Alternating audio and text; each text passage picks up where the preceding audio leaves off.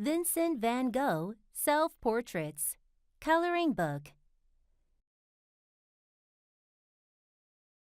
About Vincent van Gogh.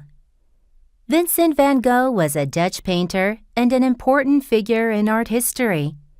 In just over 10 years, he created about 2,100 artworks.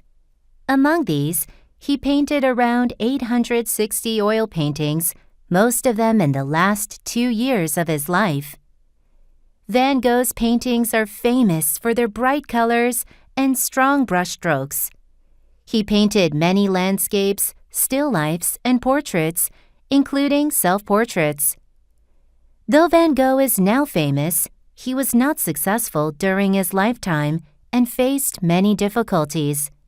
However, his paintings inspired many artists and are now an essential part of modern art.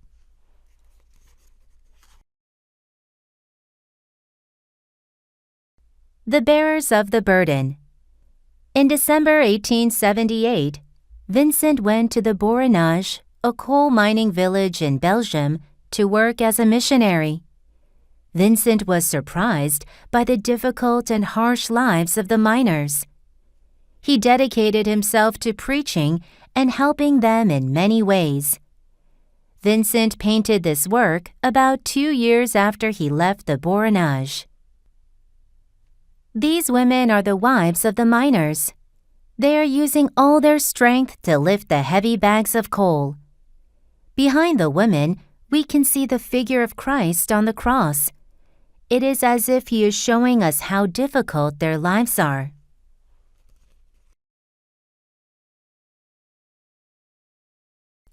Loom with Weaver. The dark brown oak loom fills the canvas, contrasting with the gray wall in the background. Vincent observed and depicted the loom in detail. He expressed the dignity of honest labor through the figure of the weaver. He painted this work while living in Noonan. The man in blue clothes is weaving, looking calm and honest. The woven cloth glows faintly under the lamplight. The loom looks like a clattering machine as it weaves the cloth. Vincent wanted to bring the loom to life.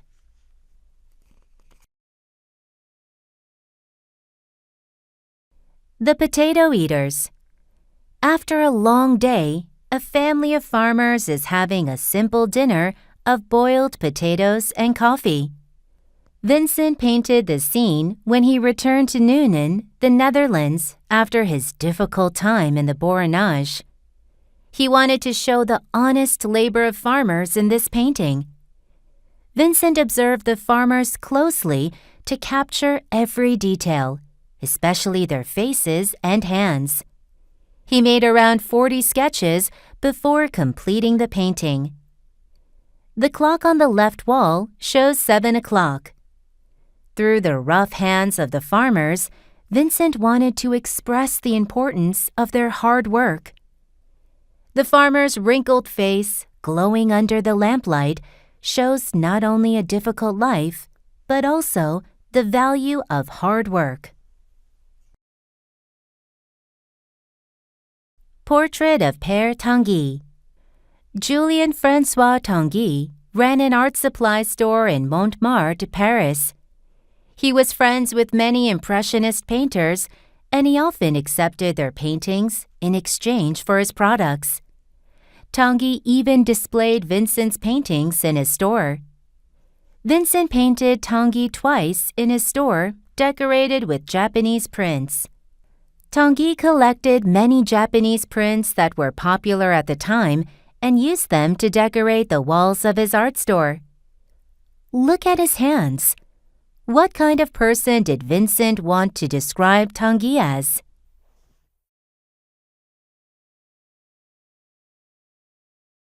Augustina Segatori in the Tambourin.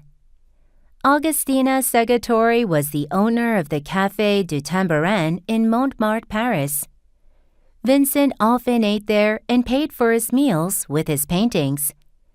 At this café, Vincent held an exhibition of his Japanese prints and displayed paintings with other artists. The picture displayed on the wall is one of Vincent's Japanese prints. Perhaps this painting of Segatori was made during his exhibition. Segatori is wearing a unique hat, and her eyes look intense. She was originally from Italy and posed as a model for many painters.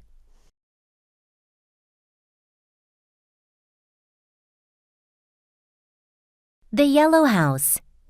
In May 1888, Vincent rented the Yellow House on Place Lamartine in Arles.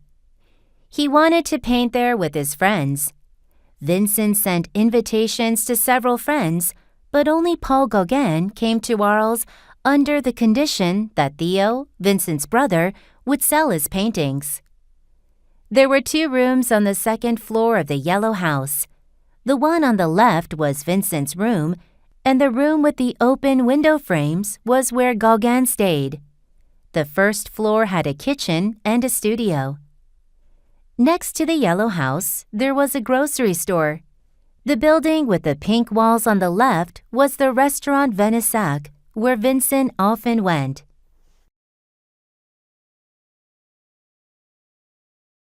Madame Genoux with books. Madame Genoux, the owner of the Café de la Guerre near the Yellow House, introduced the house to Vincent. Vincent lived on the second floor of her café before moving to the Yellow House. There, he spent time with people like Gauguin and Roulin, the postman. Vincent painted 2 books on the table.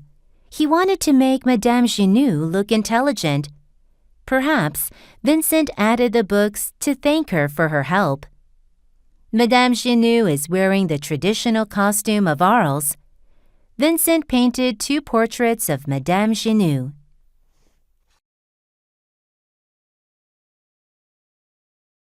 Vase with 15 sunflowers. Vincent was excited when he heard Gauguin was coming to Arles. He painted 4 sunflower paintings to decorate the studio and Gauguin's room in the Yellow House.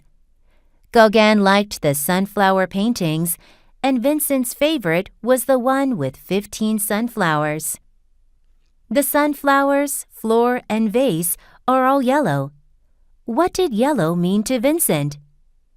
The sunflowers painted with strong brushstrokes are shining brightly like the sun.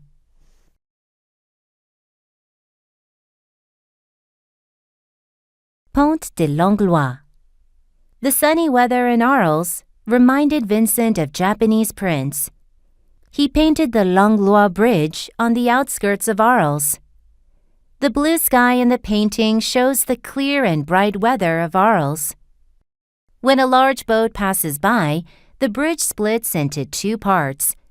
This type of bridge was common in the Netherlands. Under the bridge, women are washing clothes. This reminded Vincent of his home in the Netherlands. The portrait of Joseph Roulin. Joseph Roulin had a big brown beard and worked at the post office in Arles. He was a good friend of Vincent's, and his family posed as models for Vincent's paintings. When Vincent went to the hospital after an argument with Gauguin, Roulin was there to support him. Look at Roulin's eyes. Vincent wanted to depict Roulin as smart and confident. He also thought Roulin's curly beard looked like that of the Russian writer Dostoevsky.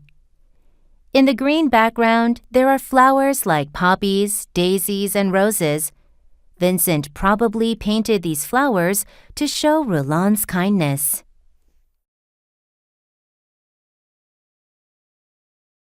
Irises. In May 1889, Vincent admitted himself to the mental hospital in Saint-Rémy-de-Provence. After a while, he got permission to paint again and created a painting of irises in the hospital's garden. The flowers and trees brought Vincent comfort and helped him overcome painful memories from his time in Arles. The deep violet-blue color of the irises captured Vincent's heart. On the left, a white iris and orange flowers make the purple irises stand out. The green leaves of the irises are emerging from the ground as if they are awakening. Wheat field with cypresses. The tall cypress trees in the fields of Saint Remy captivated Vincent. The golden wheat fields and silvery green olive trees look like they are waving. The sky's white clouds, painted with powerful brushstrokes, seem to dance.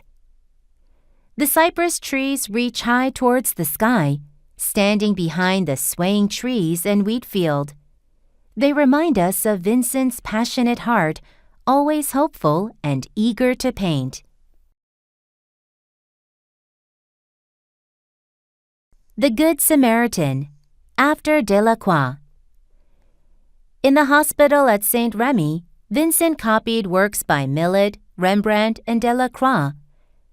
Vincent especially admired Delacroix. He reinterpreted Delacroix's black and white print of the Good Samaritan with bold lines and colors, creating his own unique painting. The Samaritan is shown lifting the injured man onto his horse. The painting is depicted with flowing lines and vivid colors of red, blue, and yellow. The mountains in the background are painted with swirly brushstrokes.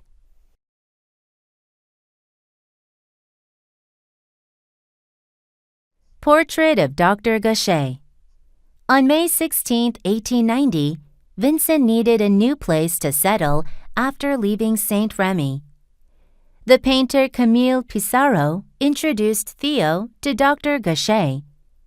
Dr. Gogh lived in Auvers-sur-Oise, north of Paris, and was both a psychiatrist and an artist. In Auvers, Vincent quickly became friends with Dr. Gogh and painted him and his daughter, Marguerite. Look at the blue suit, blue background, and light blue eyes of Dr. Gogh. What do you think his mood is in this painting? Dr. Gogh is holding a foxglove flower, which was used in mental health therapy.